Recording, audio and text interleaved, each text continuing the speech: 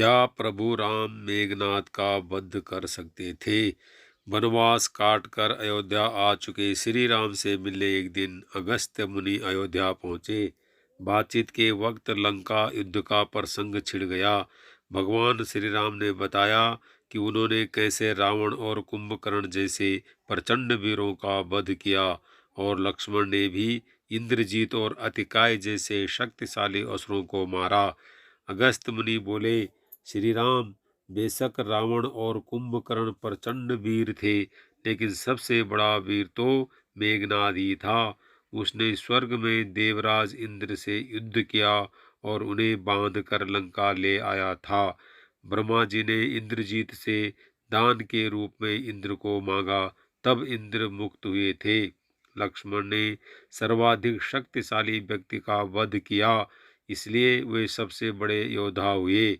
अगस्त मुनि से भाई की वीरता की प्रशंसा सुनकर प्रभु श्री राम खुश तो बहुत हुए, लेकिन मन में एक जिज्ञासा उठी कि आखिर अगस्त मुनि के अनुसार इंद्रजीत का वध रावण से अधिक मुश्किल क्यों था।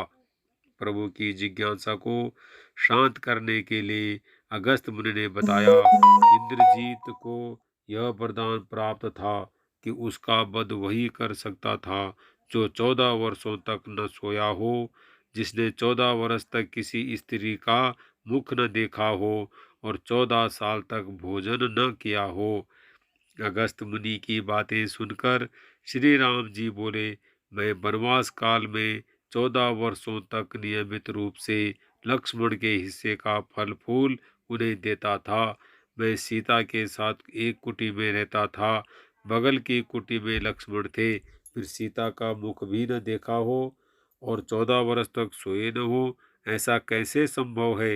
लक्ष्मण जी ने बताया, भैया, जब हम भाभी को तलाशते ऋष्यमूक पर्वत गए थे, तो सुग्रीव ने हमें उनके आभूषण दिखाकर पहचानने को कहा।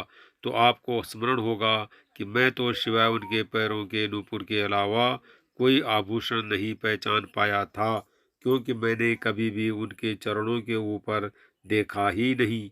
जब आप और माता एक कुटिया में सोते थे, तो मैं रात में बाहर पहरा देता था।